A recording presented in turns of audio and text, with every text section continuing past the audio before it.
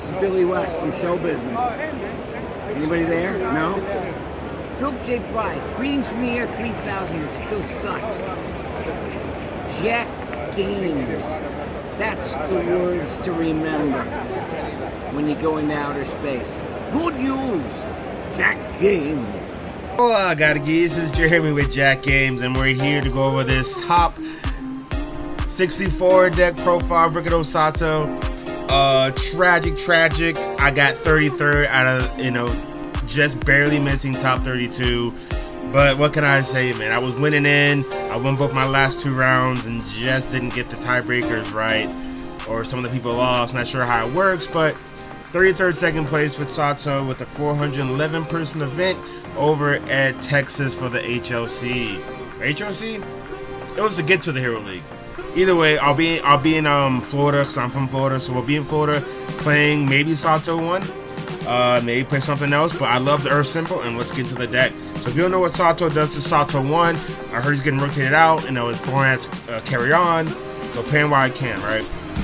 Enhance twice per turn. Remove 1 card from your hand. Your attack gains stun 1, and I get to draw a card. What's cool about this deck is when I draw a card, I got a response. My attack gets +1 damage every time I draw a card.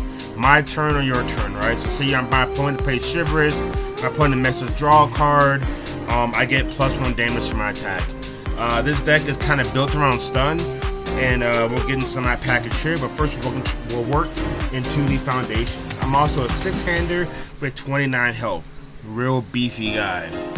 Get into our 0 difficulty attacks. We're playing 4, it can't be fixed. Pretty much I want to say the only stun deterrent we have on the Earth symbol. It's a good 0 diff, so I'm gonna build it. It's a good 1 check, 1 high block, which is great. The response flip, stun, get to build something down, right? Only thing about this deck is you gotta worry about going into deadlock. Deadlock could be an issue, but it depends on your opponent, right? What they plan that has deadlock pressure. We're trying to kill them and burn them down before they can get to deadlock.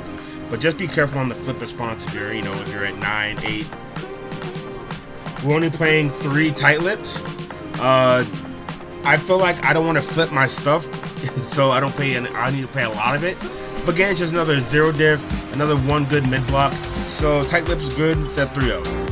Lastly, we're going to play 2 quick to act. We have 1 in the sideboard, so we technically played 3, but 1 in the sideboard. 2 quick to act. Usually when I'm playing Sato, I don't get too low too often, and I play back alleys, so I can pick up 1 if I check it, or if I ditch it with snack time to pick it back up, or get it in the discard to build with back alley. So I think 2 is perfect. I sideboard in 3 when I go second because they're going first now. I'm gonna get hit more often and turn this thing on, because once I stun the board, the speed just makes it unblockable. You're just taking damage to the face. Next, we're going to have our 1 difficulty foundations. We're playing 4 copies of Shiver's Competitor. Just a good card to me. Like I said, response when I draw a card, I get damage. So I like flipping Shivers. You both draw a card, get damage. I've learned the hard way to do Shivers on my turn and not my opponent's turn, because Shivers says they both draw a card, right? So like if I need defense, I need to just either hold cards in hand or don't use Shivers, because if you give your opponent an attack on their turn, that means you just might die, right? You just might die on that turn. So I think it's important to only Shivers on my turn, give me the +1 damage bonus, and then I get to make that choice to kill something. Next, we got our 1 diff foundation. We got 3 forcing surrenders. This is good because we play actions in our deck. We play a really good action that we want to kick from our card pool, which is great. Also good for like card pool stuffing.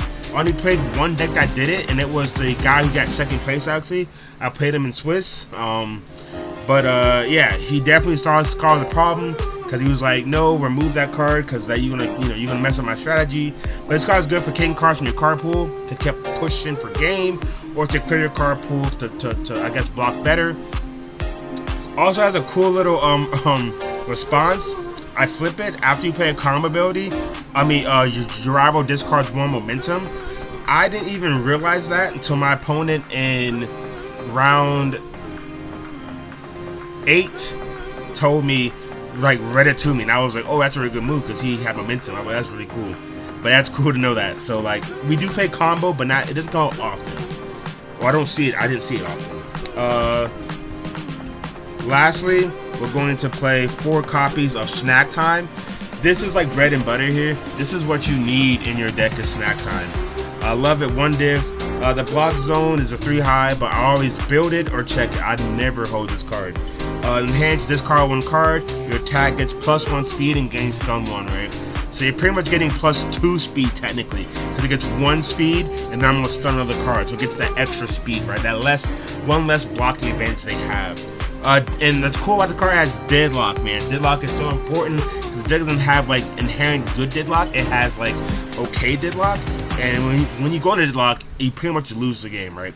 So deadlock enhance, flip 1 foundation, draw a card. So cool. I'm gonna flip 1, draw a card. Sato get a damage. The card I drew sucks. Discard the card. Snack Time plus the speed and stun 1, right? So it just cycles. I got a free damage. I get to draw a card. I get to potentially cycle because I might have multiple on my next attack, and then I get to stun you out, and I get 1 speed on top of it. Just too good in this deck. Too good in what we want to do. Next, we're gonna play our 2 divs, and this is our bread. Like say, Snack Time is our bread and butter, and our 2 div bread and butter foundation is Talented Baker. Now, this card is what we need, right? Because when I enhance my attack, enhance your attack gets +1 speed.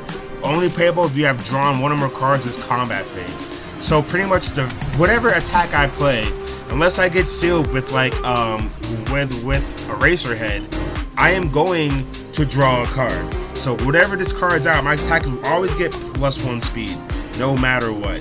So that's perfect. And then it's cool about this, it has a Sato enhance. If I play 3 more attacks this turn, I get to draw a card. So in defense, I get to refill my hand, right? Say I check like a 5-5.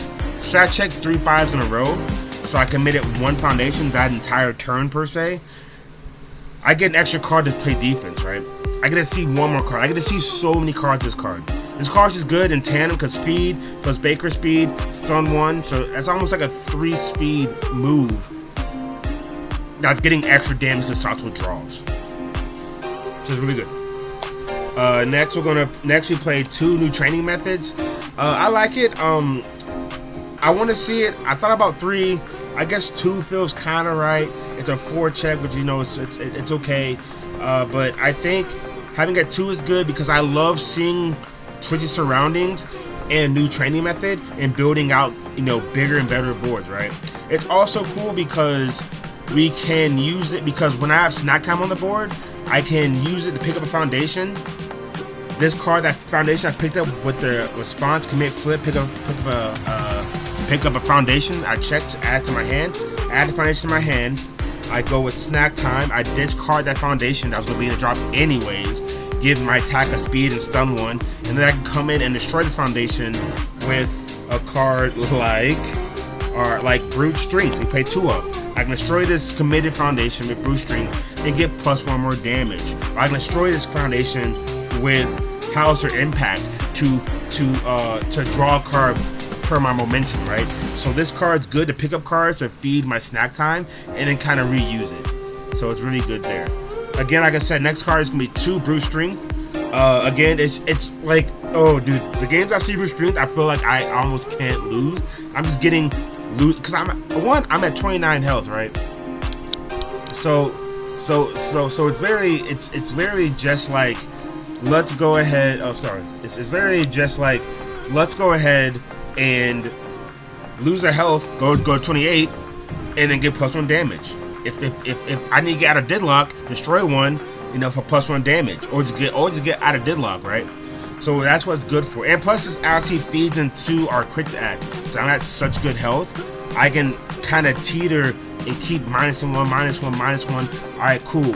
Now we're at, I think I have to be at, now we're at 14. So I'm at 29 health, so 15 is half. So I think I have to be at 14. I'm not sure the math on that. It's either 14 or 15. So it's like 14.5, which is like technically half of 29. I'm not sure the ruling on 14 or 15. Either way, you know, it gets to every card judge, right? Briefing is really good. I think 2 is right. 1 is you know, it's kind of iffy to see. Be playing 2 Petty Squabble. I love this card. So this card's good because I can commit my entire handout, Petty Squabble, commit my character. I can draw 2 more cards and keep snack timing, you know, and keep snack time, 1 speed, stun 1 to push that last damage through to hopefully go for game at that point. Also, the response actually won me a game because my opponent in round 9 didn't understand how the card worked. So he had Deadlock on board. He had the zero diff, all my foundation that says Deadlock commit one of your opponent's cards, foundation, whatever, and he didn't do that, right? And again, I'm in Deadlock, so he had that card Deadlock, he had Pono Punches Deadlock, and he had 2 snack times on board, right? So my plan was, if he doesn't touch my, because I only had 1 Petty Squabble, right? If he doesn't touch my Petty Squabble, I can actually get to respond with it, right? So I wanted to either respond with his, respond on his Pono Punches, or respond on his other snack time, right? And luckily, he did snack time, Deadlock, draw a card. I said Petty Squabble response, discard a card, commit the other snack time. So now that was his kill turn too. That game was amazing. That game was like, ooh, it's nice. I had to play it so tight, but I commit the other one, so therefore on his kill turn, I don't stun out my entire board, right? He can't draw too many cards. It got to the point where he had nothing to flip the draw, but he drew a lot because he's playing all my 3 that just says, you know, commit, draw a card. He's playing punch that say draw. He's drawing a lot, right? But still, committing that 1 card that says stun on every single move when his hand is like 8 cards in hand saved me that turn and won me that game, actually. Base card was so good. Our next 2 diff is going to be learning the standards.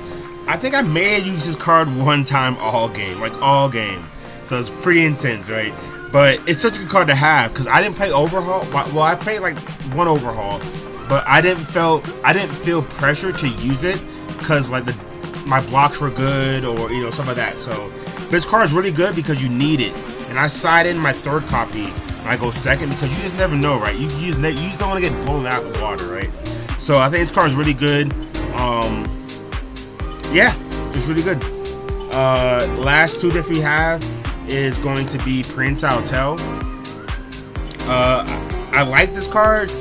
I actually use it more than I thought I would, right? Most of my opponents didn't go to Deadlock because they were stunned out and they were such low damage they had to push back.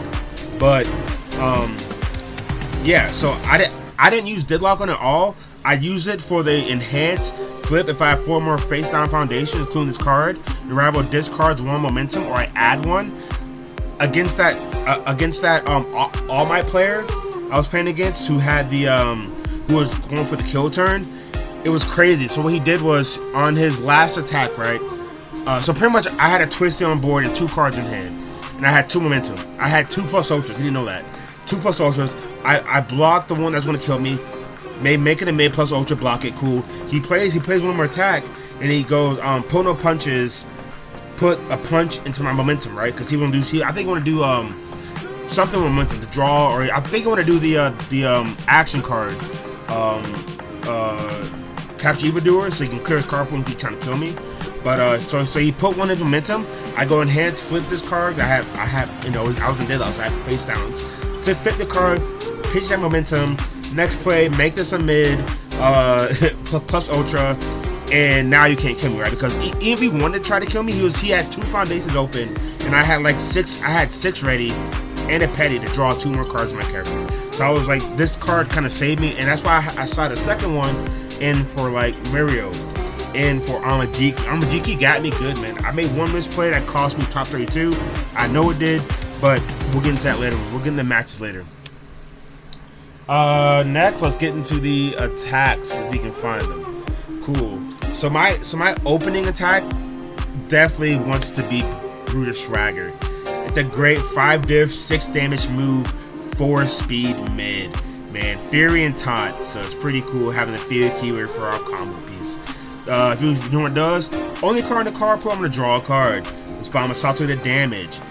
Sato, this remove 1 card from the game, draw 1 card, respond to damage. So now it's a 4 mid for 8. Stun 1 with Sato. This says enhance if I drew 2 more cards. This combat phase, this card gains stun 2. I'm going to stun 2. So that's stun 3. Now if I have a snack time on board, right? That could be stun, excuse me, that could be stun 4. So card's really good, hits hard, hits super hard. So say I check a 5 on that, I feel great. And they take it, right? Because they almost stunned out. I played 2 of a Howitzer. Howitzer, Impact, Cyclone. Combo, Fury, add a top card on my deck to momentum, bang. So that's what I've used first. Sato, remove a card, get a damage when I draw, stun 1, so it's a 3 for 7. If I have Baker, snack time, it could be a 4 for 7, 5 for 7. Destroy face down foundation, draw another card. Now it's 3 for 8 minimum. Then I like the powerful, so 8, 9, 10, 11. So they're taking 8 plus 11. They're taking 19 on 2 attacks if I just check 2 5s. Because if I have a Baker and a snack time, that's a 5 high for 11. When I stunned when I stunned 5 4 foundations, you know, on my turn 2, and that's insanity. You know, should this be a 3 of? Debatable. It could be. It's just like I don't play a lot of Furies I lead with. I do play the Furies, but it's mainly other stuff. So could it be a 3 of? Sure. My deck's not built to go like aggro turn 2. It's like poke, and then you die, you know. So, alright, 2 Housers. If I don't see this combo here, I love to see this combo. The back alley combo, right? Back alley, stun 2, Sato, move a card, draw a card. This gets stunned, you know, that's just a stun now. I built a 0 diff, which is great because, you know, we always want to build foundations. We just go from it there, right? This is a great card. Then I love doing back alley into a Texas Smash, right? Who doesn't love a good old Texas Smash? Combo punch. It gets to kind of go off, right? It gets to do its thing. So combo punch, you know, if I'm feeling froggy, I go ahead and discard a card, give a +4 to next. Just, you know, just obviously a great card. We all know Texas Smash does. If I don't see a Texas Smash, and also good thing, Texas Smash is a Fury, right? That combos with the Howitzer, Impact. So it could come up and it may come up, right? Next one you play, if you want to trigger off a back alley, we also play 3 copies of Rapid Punches. Again, a Fury and a punch, right? The combo off either, it's a combo with the back alley, right?